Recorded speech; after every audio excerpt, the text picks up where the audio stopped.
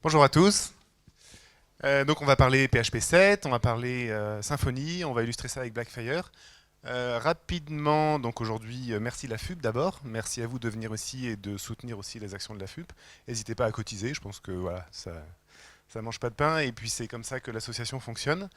Tous les speakers vont adorer avoir du feedback, donc utiliser les gommettes tout à l'heure, utiliser les feedbacks sur Joindin, c'est toujours agréable et puis surtout ça permet de s'améliorer et ça permet d'avoir un dialogue tous ensemble. À propos de dialogue, venez me voir tout à l'heure et puis pendant les 2 jours, si vous avez n'importe quoi comme question en lien avec Symfony, PHP ou ce que vous voulez. Donc moi, Nicolas Grécas, je bosse chez Sensio Labs depuis 4 ans. Aujourd'hui, alors j'ai travaillé sur Blackfire pendant longtemps et puis aujourd'hui je vais travailler maintenant, je commence depuis 2018 sur Symfony. Sur Symfony, on veut développer la communauté et l'activité aussi entreprise autour du framework. Je contribue aussi beaucoup au framework, au code, à l'open source. On merge plusieurs pull requests par jour et voilà, il faut des ressources. Donc Blackfire, c'est le profiler qui permet d'instrumenter tous vos process PHP pour savoir si vous avez amélioré ou pas la performance après avoir fait un patch et avant d'analyser les performances pour savoir où est-ce qu'il y a des problèmes. Vous allez le voir dans tous mes slides parce que le thème de la performance, c'est le thème de Blackfire. Et évidemment, il faut toujours mesurer ce qu'on fait et mesurer toutes les améliorations potentielles au début qu'on peut ajouter dans son code. Et donc, voilà, grâce à Blackfire, on a pu, dans Symfony, améliorer les performances et être sûr qu'on améliorait effectivement quelque chose. Si vous n'utilisez pas Blackfire, je vous encourage à l'essayer. À propos de Symfony en tant que telle, la communauté, je ne sais pas si vous avez suivi, mais il y a beaucoup d'actualités en ce moment dans la communauté pour, on va dire, faire grossir la communauté.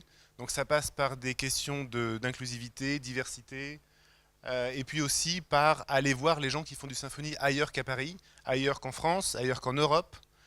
Donc on a les conférences habituelles. La prochaine conférence, c'est une exclusivité, je suis le premier à l'annoncer. C'est du 6 au 8 décembre. On a rendez-vous pour la SymphonyCon à Lisbonne. Donc notez bien la date. On a aussi Londres qui a déjà été annoncé, qui est fin septembre, le 28. Et puis on n'a pas encore annoncé, mais la date c'est aussi une exclue. Si vous voulez venir avec nous à San Francisco, il n'y a pas de souci, c'est le 11 et le 12 octobre pour un Symfony Live aux États-Unis. Je suis en lien avec les gars qui sont Khaled et Pascal Borelli qui s'occupaient de Symfony Tunisia. Donc on va essayer de relancer une conférence en Tunisie. Je suis aussi en lien avec Cyril Grandval pour le Brésil. On pourrait aller dans un an à Sao Paulo. Et j'ai aussi des contacts avec le Vietnam, la Russie, New York.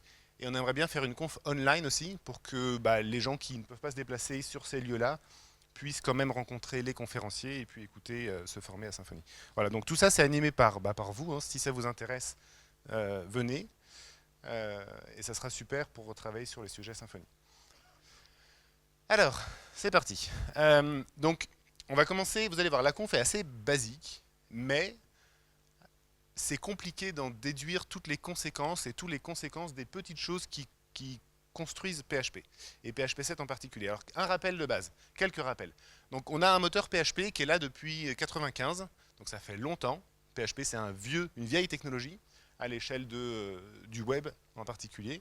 On a une version 7 qui est sortie il y a 2 ans, fin décembre 2016, qui a complètement révolutionné les performances de PHP et qui fait que PHP est une super plateforme aujourd'hui.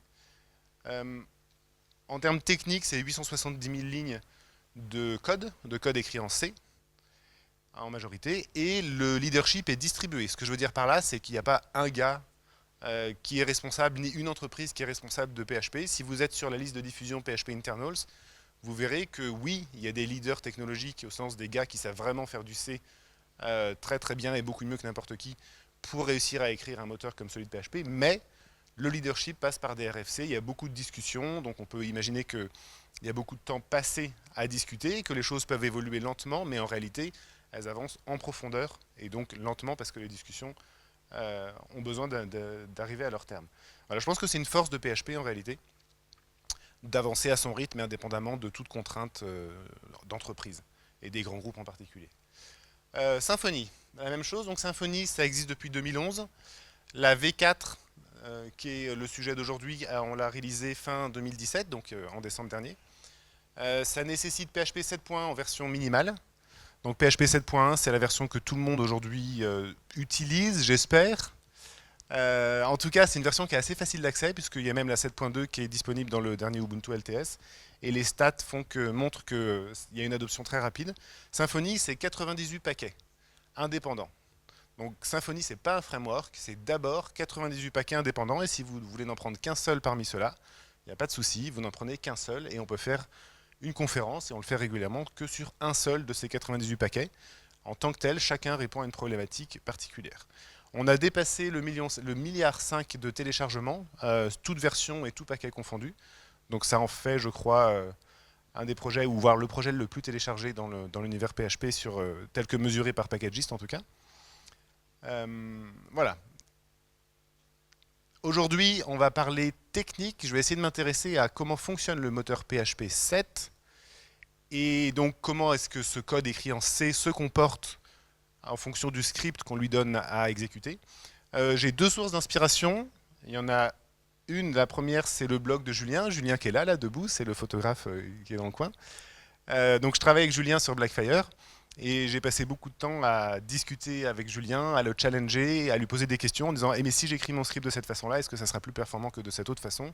Et lui, avec sa connaissance de comment ça fonctionne en interne, bah, il a pu me répondre. Ou alors sur le blog, il y a déjà beaucoup de choses de toute façon, donc je vous invite à aller lire ces choses-là.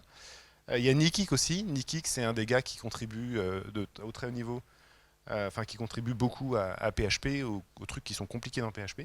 Et il a aussi un article de blog, même s'il n'a pas beaucoup d'articles, il y a des choses fondatrices, on va dire, en termes d'explication de comment ça fonctionne en interne. Donc c'est pareil, c'est des explications avec des concepts de pointeurs et de machin comme ça. Je comprends pas tout, loin de là, mais des fois ça permet de donner des idées et de comprendre comment est-ce qu'ensuite en PHP on peut tirer parti de tout ça pour écrire du script plus rapide. Alors, la base. La base, c'est le modèle d'exécution de PHP. Le modèle d'exécution de PHP, c'est ce que vous connaissez, c'est-à-dire qu'on a donc c'est un petit rappel, mais on a un master process. J'imagine qu'on est sur un PHP FPM. Donc le master process, c'est un process qui gère toutes les connexions entrantes et qui gère aussi un pool de workers. Les workers, c'est des process PHP. Et le master process, il en gère un nombre défini, de façon dynamique ou pas. Et ce nombre défini, c'est des process PHP qui attendent de recevoir des requêtes. Donc le master process, lui, son job, c'est de dispatcher, il fait l'aiguilleur, et toutes les requêtes entrantes, il choisit de les attribuer à un process. D'accord? Chacun des process, chacun des child ici, va gérer les process de façon séquentielle. Donc un process n'exécute qu'un script à la fois, et puis quand il a fini d'exécuter un script, il est disponible pour le suivant. Et en parallèle, le master process va affecter les requêtes entrantes à tous les enfants qui sont disponibles et qui attendent de servir. Donc c'est en ça que PHP est à la fois parallèle et synchrone. Parallèle au niveau des process, synchrone au niveau des process d'un process lui-même qui lui va gérer l'exécution du script numéro 1, puis 2, puis 3, etc.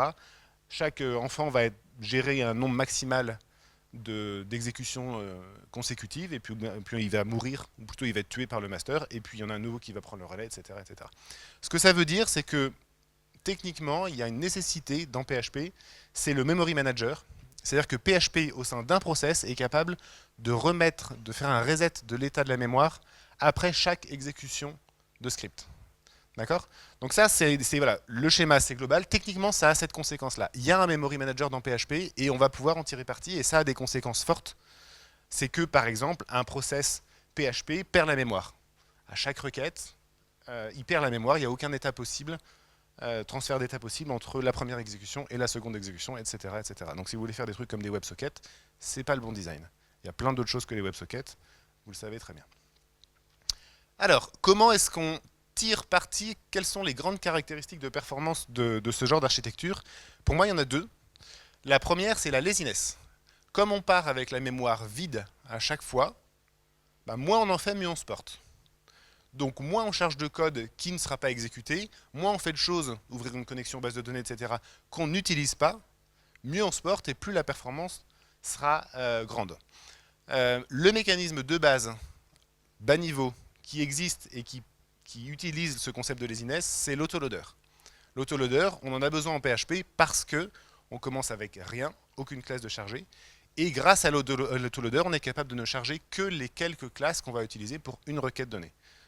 Donc voilà, ça c'est un exemple. C'est un exemple d'appel de la fonction interne SPL autoload call qui est l'appel à l'autoloader, et on se rend compte que cette fonction est appelée de plein d'endroits dans le code. Chacune des flèches, ce sont les points d'appel de la fonction. Et au total, en général, moi j'ai un ordre de grandeur typique, c'est 15-20%. 15-20% du temps d'exécution d'une requête est utilisé à charger le code nécessaire à l'exécution de la requête. Et si on devait charger la totalité des classes à chaque requête, évidemment, on n'aurait pas les performances qu'on a aujourd'hui. C'est très différent d'autres moteurs d'exécution qui, eux, ont la mémoire longue, qui sont capables de charger toutes les classes d'un coup, et puis ensuite, évidemment, de n'exécuter que celles qui sont nécessaires, mais tout est déjà préchargé.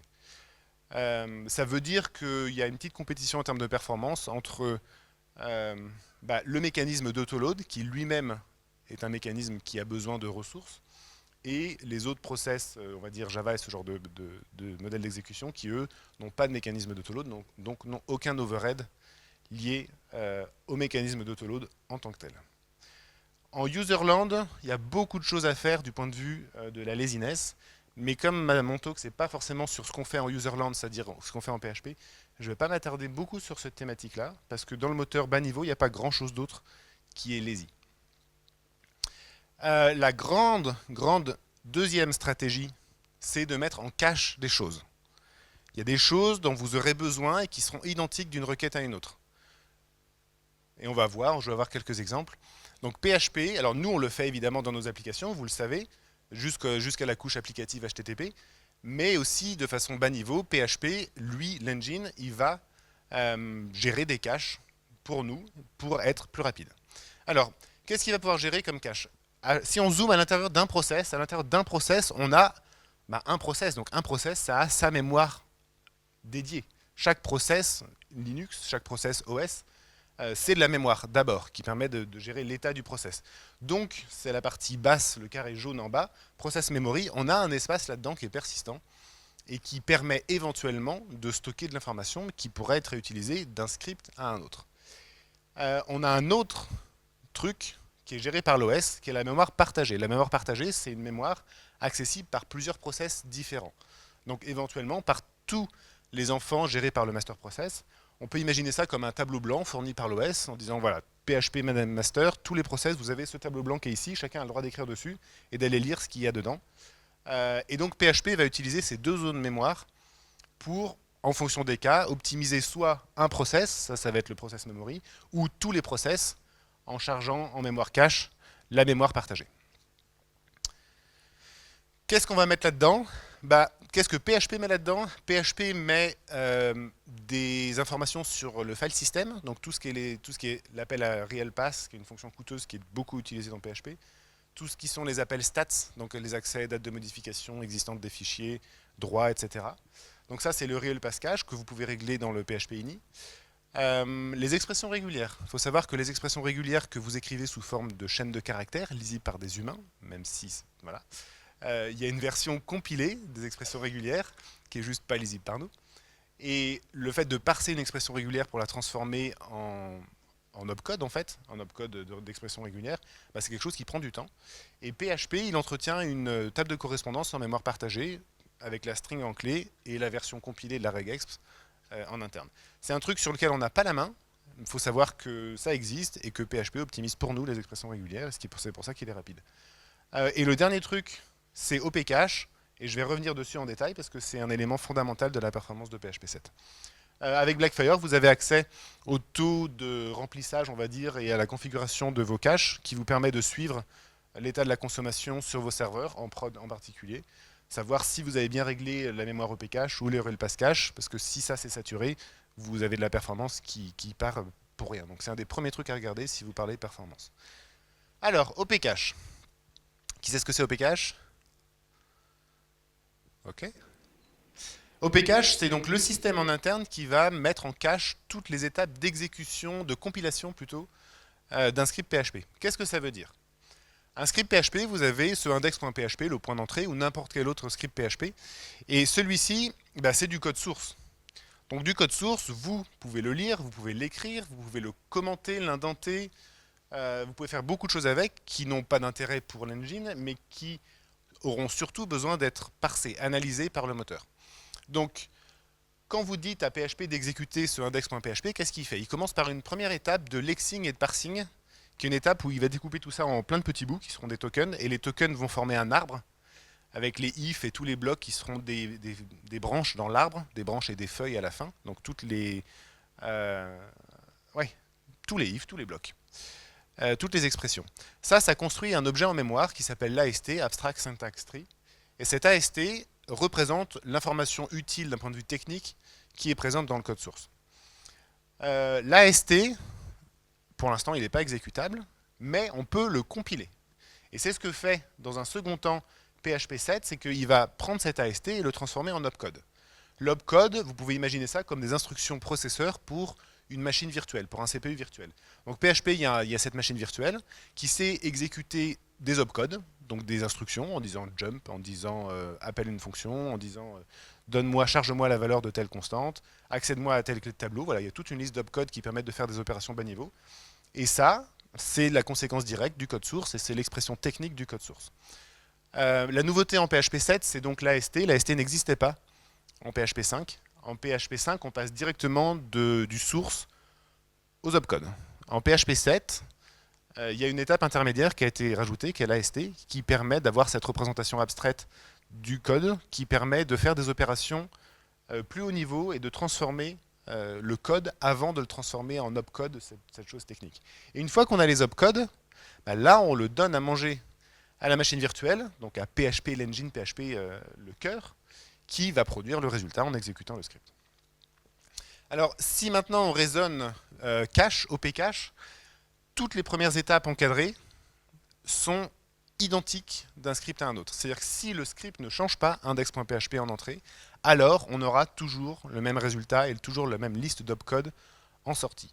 Donc c'est typiquement le genre de choses qu'on n'a pas besoin de faire plus d'une fois. On le fait une fois, on le met en mémoire partagée, et la fois suivante, on dit « Ah, c'est déjà fait, je prends le résultat, hop, c'est parti, j'exécute ». C'est ça le job d'OP-Cache fondamentalement. D'accord ? Donc voilà, une des choses qu'on va mettre en mémoire partagée et qui fait qu'on va remplir la mémoire cache. Alors, il y a d'autres petites choses qu'on va pouvoir faire. Si on zoome sur la partie compiling, donc cet AST, PHP et OP-Cache aussi, les deux. Il y a la logique qui est à la fois dans PHP sans OP-Cache, et puis la logique qui est dans OP-Cache, dans ce que je vais vous raconter. PHP, ce qu'il fait, c'est qu'il va optimiser les instructions que vous aurez écrites pour les transformer en des choses qui iront plus vite. Par exemple, la concaténation, si vous écrivez foo.bar, les deux chaînes de caractères, c'est une opération déclare une zone mémoire avec une string foo, une autre avec une string bar, appelle l'opcode de concaténation et crée-moi foo-bar. D'accord ?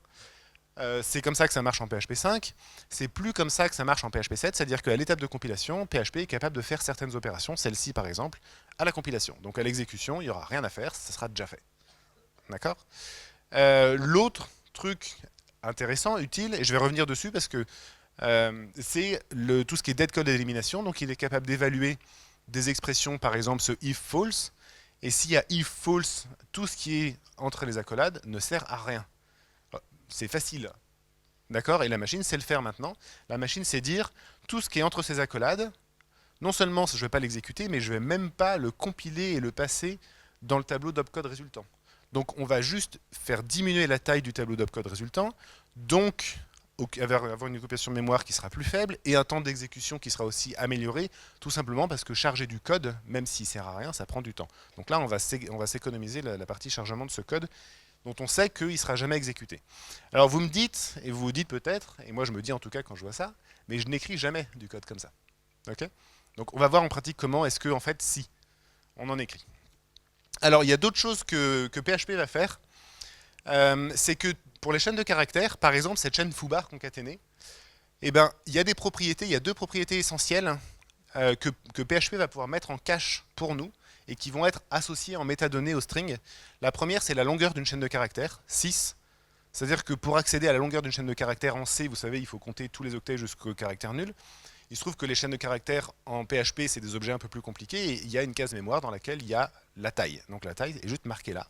Donc elle sera en mémoire cache, et quand vous aurez besoin de la longueur d'une chaîne de caractères statique au sens déjà connu à la compilation, alors c'est facile, c'est juste un accès mémoire, et le résultat, ça sera 6, et ça sera une des opérations les plus rapides disponibles dans le moteur PHP.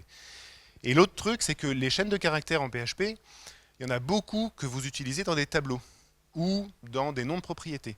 Donc en fait, vous utilisez ces chaînes de caractères pour accéder à des hashmaps, pour interroger des hashmaps. et demander des clés en fait. Qui dit clé, qui dit hashmap, dit algorithme de hashing qui permet d'accéder à la position mémoire qui va bien, etc. en interne. Donc il y a un algo de hash qui prend la string foobar et qui la transforme en un truc technique qui permettra d'adresser une zone mémoire. Et cette opération de transformer l'input en un hash, ça prend du temps.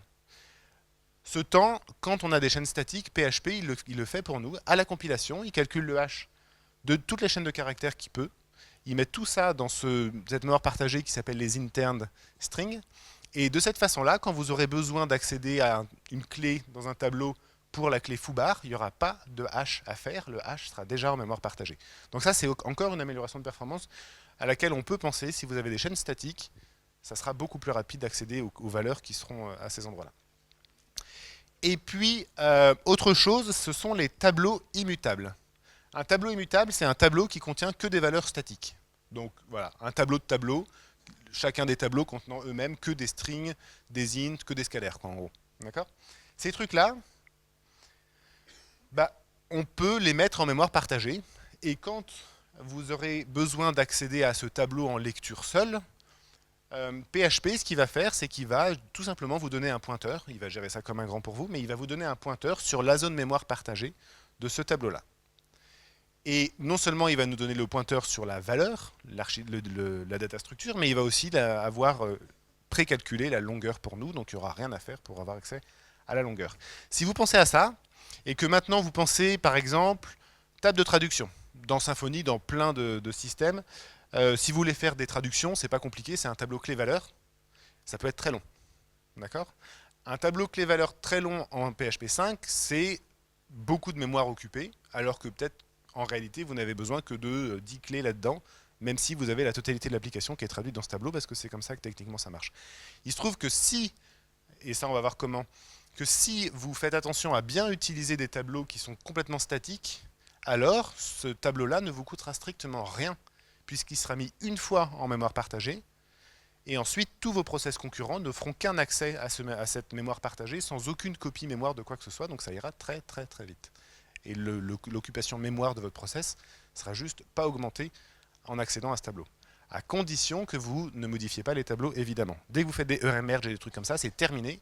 Il faut copier le tableau en mémoire locale pour en faire des choses, et donc il faut payer le coût du transfert, etc., etc. Et là, on sort de la zone d'optimisation qui nous est permise. Voilà. Donc ces deux choses-là vont aussi, et ces trois choses-là vont en mémoire partagée, et on va s'en servir. Alors, je vous parlais de dead code élimination, ce if false. L'intérêt, c'est que, ou plutôt ce que vous allez trouver plus classiquement dans du code, c'est pas if false, mais c'est if, par exemple, je suis sur la SAPI CLI, si je suis en CLI. Ou alors, si je suis en version PHP supérieure à 7, ou version PHP inférieure à 5, enfin, etc. Donc, toutes ces conditions qui sont liées à des constantes, les constantes étant réellement constantes, ça veut dire que pour une exécution donnée, elles ne peuvent pas changer. Ça, c'est des choses que PHP va évaluer pour vous aussi à la compilation. Et donc, ce if false, vous voyez qu'il peut intervenir très vite, puisque là, maintenant, on a potentiellement un truc qui est variable pour nous quand on écrit le code, mais qui, à l'exécution, n'est pas variable du tout. Donc là, tout de suite, on va pouvoir activer la dead code élimination et avoir la performance associée. Il y a certaines fonctions, j'insiste sur certaines, qui sont calculables, dont la valeur peut être calculée à la compilation. Count en fait partie. Donc si vous avez count d'un tableau qui contient un élément, à la compilation, si le tableau est lui-même statique, alors on connaît le résultat c'est 1. Ça marche aussi pour les chaînes de caractères. strlen de foobar, 6. Donc ça peut vous éviter des fois d'avoir à écrire le 6 en nombre magique. D'où vient ce 6 ? Ben là c'est facile, si vous écrivez strlen de foobar, ça sera documenté, auto-documenté on peut dire, et ça sera surtout optimisé, donc vous n'aurez rien perdu au passage. Pour que ça marche, il faut que PHP soit sûr que la fonction count qui est utilisée ici, c'est bien la fonction count dans le namespace global, et pas une fonction count qui est dans le namespace app, si vous êtes dans le namespace app. À cause des règles de résolution des namespaces en PHP, pour que ça fonctionne, il faut mettre un backslash devant le count. Donc si vous êtes dans un namespace, il faut mettre des backslash devant ces fonctions pour bénéficier de l'optimisation à la compilation. Alors, ça a un double avantage, c'est que ces fonctions-là, ces fonctions qui ont cette optimisation dont je vous ai parlé, d'être capable d'avoir une exécution à la compilation, elles ont aussi quelque chose de super, c'est qu'elles existent sous forme d'opcode. En tant que telles, elles n'existent pas nécessairement sous forme de fonction, elles existent aussi sous forme d'opcode. L'exemple, c'est celui-ci, isArray en fait partie aussi.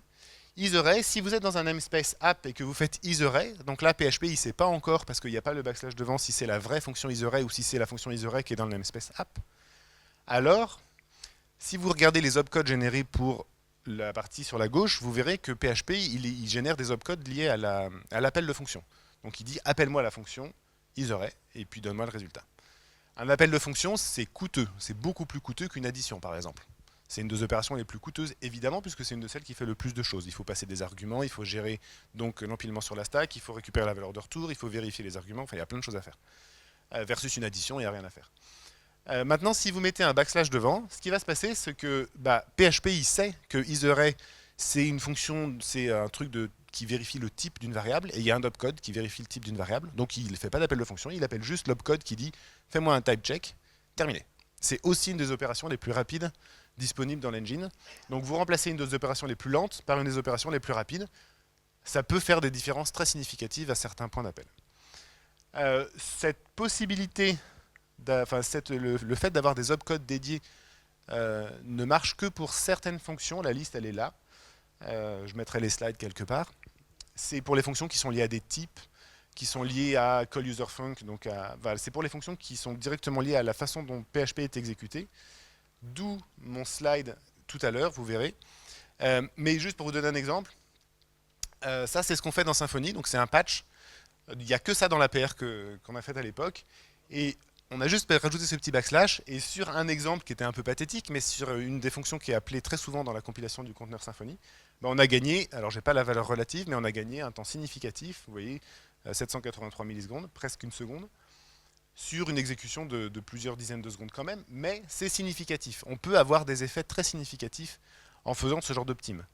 Donc si on est dans un process Symfony où en grattant un peu à gauche à droite, on fait bénéficier tout le monde de ces millisecondes d'expérience utilisateur et développeur, ça vaut le coup de le faire. Alors, petit slide rouge, ne mettez pas des backslash devant toutes les fonctions. D'accord ? C'est voilà, c'est mon truc. Il y a une liste restreinte de fonctions pour lesquelles il y a un bénéfice fort. Je vous l'ai donné tout à l'heure. Ne vous mettez pas à mettre des backslash partout. C'est vrai que c'est un petit peu plus rapide, mais en réalité, ça n'aura aucune incidence technique. Ça en aura une pour vos yeux, c'est que ça fera mal. Voilà. Il y a PHP CS Fixer qui a une PR en cours qui permettrait, mais elle n'est pas encore mergée, d'avoir cette règle de mettre les backslash automatiquement pour les fonctions sélectionnées. J'aimerais bien du coup qu'on n'ait plus à avoir cette liste en tête, mais qu'il y ait des outils automatiques qui fassent ça pour nous. Alors, on continue. La conséquence, on passe à un sujet suivant. La conséquence, une des conséquences de tout ça, c'est que PHP fait beaucoup de choses à la compilation. PHP vous donne un script à exécuter, et avant de l'exécuter, il fait tout ce que je vous ai raconté jusqu'avant. C'est long. PHP 7, c'est très lent. À compiler du code. À l'exécuter, c'est très rapide, mais c'est beaucoup plus lent que PHP 5 pour exécuter du code. Alors, ici, on a un exemple, qui est un exemple sur lequel on a eu le problème, où on a amélioré les choses, c'est le conteneur de Symfony. Donc le conteneur de Symfony, c'est tous ces services que vous déclarez ou que les bundles déclarent. En Symfony 3, 3.3, enfin voilà, les versions précédentes de Symfony, on générait un seul fichier immense, une classe immense qui contenait plein de méthodes autant que de services. Et ensuite, vous n'aviez à utiliser que les quelques services ou que les quelques méthodes nécessaires pour la requête donnée. Donc la réalité, c'est que c'était beaucoup de code, c'est beaucoup de code à charger, mais en réalité, c'est peu de code réellement exécuté là-dedans. Donc ce qu'on a fait, on a essayé de voir ce que ça donnait, de couper ce grand fichier en plein de petits fichiers, autant de fichiers que de méthodes. D'accord ? Et c'est en fait le résultat, c'est que ça a marché. C'est-à-dire en coupant ce gros fichier en plein de petits fichiers, et du coup en ne chargeant qu'un sous-ensemble de ces fichiers, on récupère des améliorations de performance de ouf. Donc là, on passe de 129 millisecondes à 15 millisecondes. On passe de 16 mégas à moins d'1 méga. Alors il y a un truc là-dedans, c'est que ça, c'est pas les perfs en prod, c'est pas les perfs sur votre serveur web, c'est en CLI. En ligne de commande, il n'y a pas OP cache, parce qu'il n'y a pas de mémoire partagée, parce qu'un process ligne de commande, ça vit, ça meurt instantanément, donc il n'y a pas d'endroit où mettre des choses en mémoire partagée. Ça n'existe pas, le concept. Donc, c'est un bench réel sur une app réelle, un gars qui au début a dit Symfony c'est lent, et qui à la fin a dit ouais, c'est génial. On a réussi à diminuer énormément le temps de chargement de son conteneur, en mémoire et en temps, parce que PHP 7 n'avait plus à parser ce gros fichier.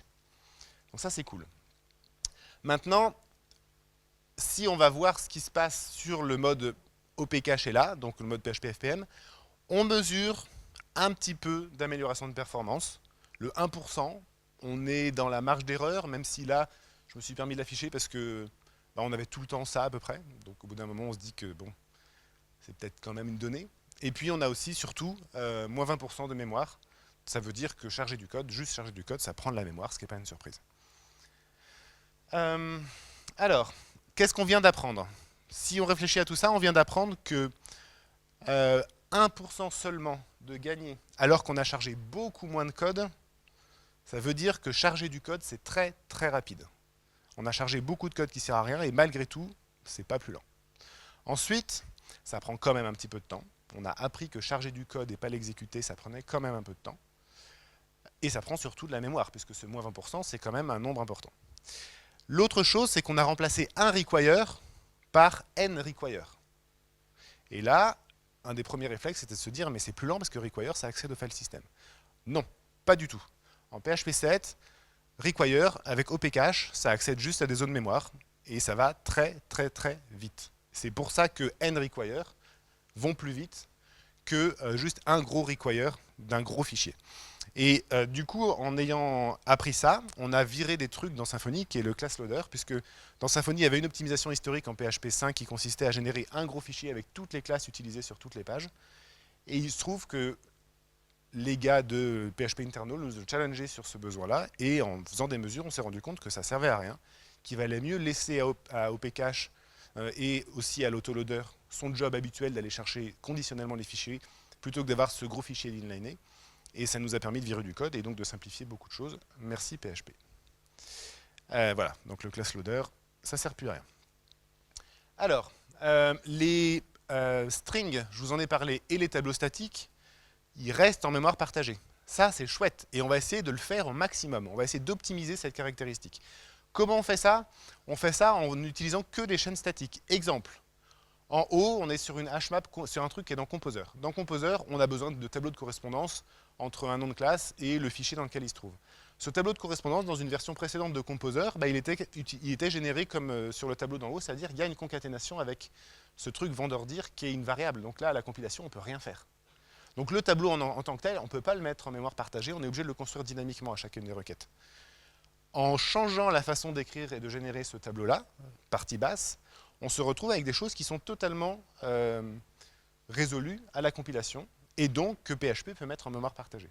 Sur ce genre d'optime, on mesure et on a amélioré l'autoloader de Composer, donc l'autoloader de tout le monde, voilà, gratuitement, c'est cool. Donc on a gagné 11% sur ce cas d'exemple, à la fois en mémoire, non, 30% en mémoire, et parce qu'on ne charge plus du tout ce tableau en mémoire, parce qu'il y est déjà, et 11% en temps d'exécution. Dans Symfony, il y a plein d'autres endroits où on peut faire ça. Faut faire attention, la caractéristique essentielle, c'est qu'il ne faut pas modifier ces tableaux. Donc si vous avez un petit tableau comme ça, vous avez ce tableau qui vient de la mémoire partagée, c'est le premier exemple avec les ellipses. Dès que vous rajoutez quelque chose dedans, hop, copie intégrale du tableau, et ensuite on modifie la zone mémoire. Donc ça, c'est le genre de choses auxquelles il va falloir faire attention. Ça marche pareil avec les strings. Dès que vous concaténez une string à une string statique, pouf, il y a une copie de la string statique qui se retrouve en mémoire locale, et ensuite la concaténation a lieu. Quelques exemples où ça va avoir un impact. Je vais prendre juste le deuxième exemple. C'est le class loader, encore une fois. Donc là, on est dans Composer. Et dans Composer, il y a cette class map, ce truc class map là, qui se trouve être le tableau que je vous ai montré tout à l'heure. Et quand il y a un miss, c'est-à-dire quand il y a une classe qui n'est pas trouvée, alors ce que fait PHP, ce que faisait Composer, c'est qu'il rajoutait une entrée false dans ce tableau pour dire celle-ci, elle n'existe pas, la prochaine fois, ça sert même pas, enfin, on va même pas faire un file exist.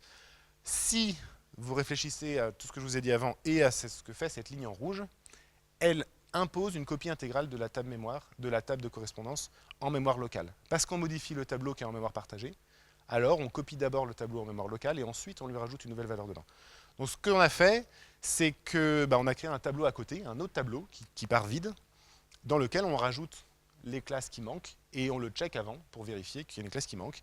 Et de cette façon-là, le truc le plus important, c'est qu'on ne modifie pas class map et donc on garde l'optime de performance. Alors, qu'est-ce qu'il y a d'autre qui peut être lent? Le fait d'appeler l'autoloader, ça peut être lent en tant que tel, ce que je vous disais au tout début. Donc il se trouve que le conteneur compilé maintenant, il peut générer des requires directement quand il sait que ça ne sert à rien de se baser sur l'autoloader parce qu'il a suffisamment de connaissances pour savoir que toutes ces classes ou toutes ces interfaces seront nécessaires. Donc il fait des requires, il les inline. Donc ça permet de gagner un peu de perf, ça permet de gagner beaucoup de perf en mode dev. On en discutera pourquoi, c'est pas le sujet. Le garbage collector, ça peut être lent. Tous les 10 000 objets créés, PHP, il appelle ce truc le garbage collector, qui est un process lourd qui va passer sur tous les objets en mémoire à la recherche de références circulaires qui pourraient éventuellement détruire. C'est quelque chose qui peut prendre beaucoup de temps, donc il faut faire attention, regardez avec des profilers si jamais c'est pas le truc qui fait que c'est lent chez vous. Il y a d'autres trucs à garbage collecter. Il y a une fonction, je ne sais pas trop ce qu'elle fait, mais je sais que quand on l'appelle de temps en temps, elle libère de la mémoire. Donc pensez à ça, le memory manager il est très paresseux, et donc il faut lui forcer un peu la main de temps en temps. À savoir qu'en 7.3, il y a du travail qui a été fait, et ça c'est un truc très récent, qui fait que normalement ces problèmes-là, ou ces sujets-là vont devenir beaucoup moins importants et que ça marchera mieux d'office. Donc peut-être des choses qu'on peut oublier, c'est trop bien. Petite chose supplémentaire, il y a un nouvel opérateur de coalescence, le point d'interrogation, il est plus rapide que de faire un is7 avec un opérateur ternaire, donc voilà, n'hésitez pas à l'utiliser, en plus c'est plus lisible.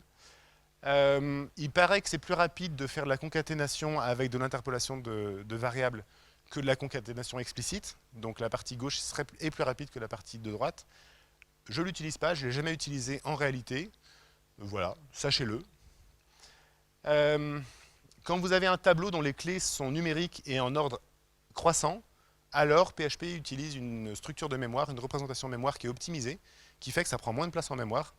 Donc, si vous avez le choix, s'il y a des datastructures sur lesquelles les clés peuvent être en ordre croissant, n'hésitez pas à le faire, ça vous permettra de récupérer de la perf. Et il y avait quelque chose qui était vrai jusqu'en 7.2, mais qui sera plus vrai en 7.3, c'est qu'on a mesuré que le fait d'utiliser les constantes de classe était plus lent que d'inliner directement la valeur. Donc ici, on voit, on a la fonction get, qui est la fonction get du conteneur. On a remplacé, ça c'est un truc qu'on a fait dans Symfony, on a commité ce truc-là. On a remplacé la valeur par défaut, exception en invalid référence, qui est une constante de classe. On l'a remplacé par sa valeur, 1. Et la raison, c'est qu'en termes de perf, ça change significativement les choses, jusqu'en 7.2. Donc encore une fois, il vaut mieux attendre d'être en 7.3, ce qui va venir voilà, en termes de perf et même de productivité pour nous. Mais c'est cool de pouvoir identifier ce genre de choses et de savoir que l'engine s'occupe de nous en faisant ça pour nous. Alors, petite chose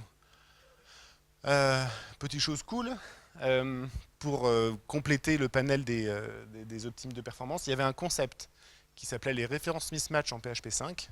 Si vous savez ce que c'est, eh ben vous pouvez oublier ce que c'est. Si vous ne savez pas ce que c'est, tant mieux, je ne vais pas vous en parler. C'était un sujet de performance et un problème de performance potentiel en PHP 5 qui n'existe plus. Merci PHP 7. Il y avait le même genre de choses sur tout ce qui est cast. Si vous preniez une string et que vous la castiez en string, alors PHP faisait une copie inutile, parce que c'était déjà une string. Donc ces histoires de string en mémoire partagée, il suffisait de caster une string en string pour la récupérer en mémoire locale. Ça n'est plus le cas en PHP 7. Cool. En PHP 7.2, depuis PHP 7.2, le switch, il utilise une hashmap. Ça veut dire qu'au lieu de faire des if pour chacun des cases, de façon séquentielle, il va utiliser la hashmap et jumper directement sur le bon case.